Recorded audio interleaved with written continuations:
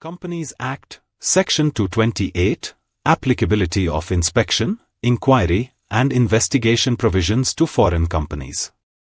The corporate ecosystem today is not confined within national boundaries.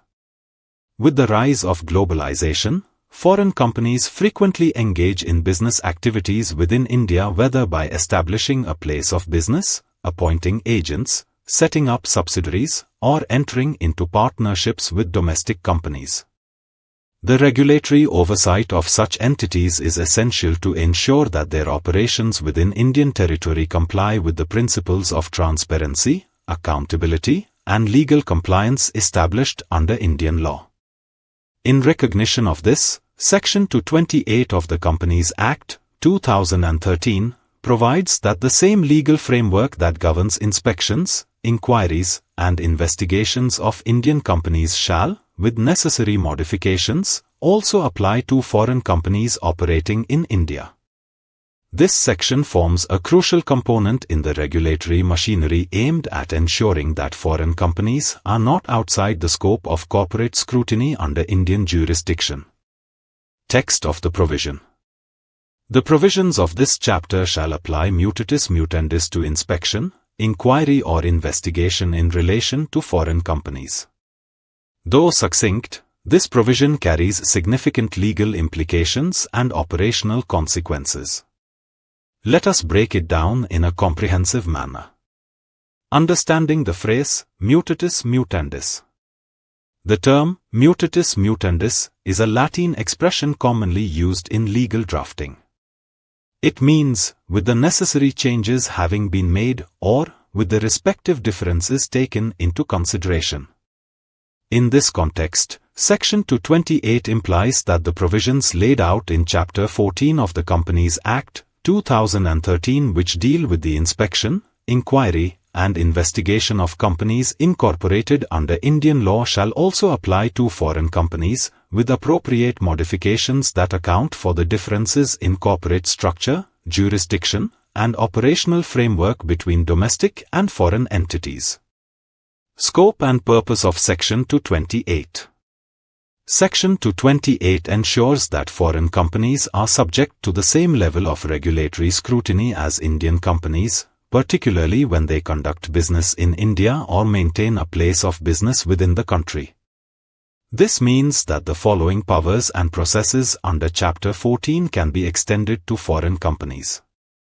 Power of the registrar or inspector to call for information, documents, or records, Section 206.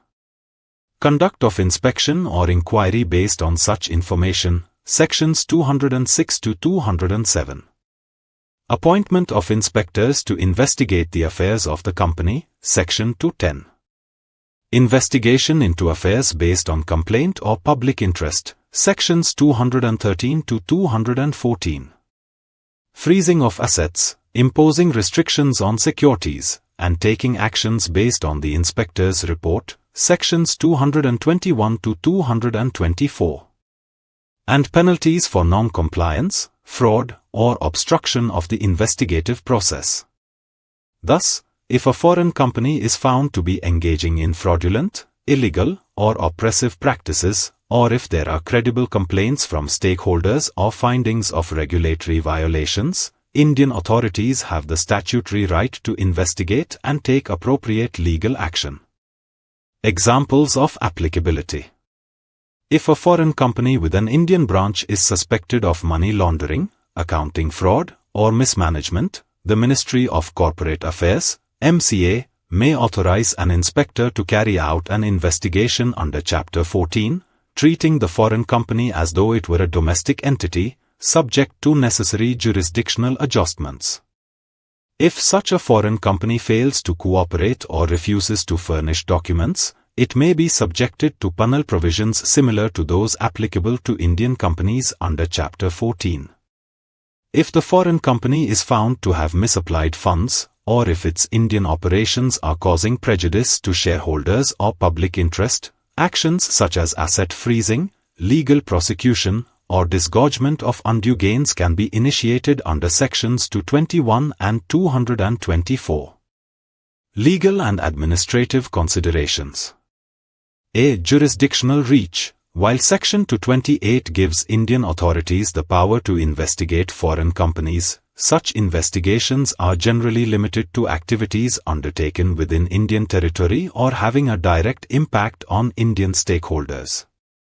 B. International cooperation. In certain cases, where the foreign company's records or officers are located outside India, regulatory authorities may require the assistance of foreign governments, regulators, or international treaties such as bilateral mutual legal assistance treaties, MLTs, to obtain evidence.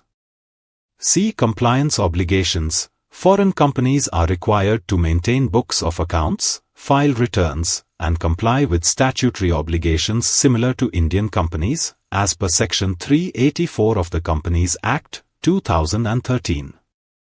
Failure to do so may become grounds for investigation under Chapter 14. Safeguards and accountability. Section 228 ensures that the regulatory reach of the Companies Act, 2013, does not stop at national boundaries but extends to entities that, though incorporated abroad, conduct business in India and impact the Indian market and its stakeholders. This fosters a level playing field and avoids regulatory arbitrage, where foreign companies might otherwise avoid scrutiny that is mandatory for Indian companies. At the same time, by applying the law mutatis mutandis, it ensures that procedural fairness and practical relevance are maintained when applying Indian legal provisions to foreign entities. For more details, contact us.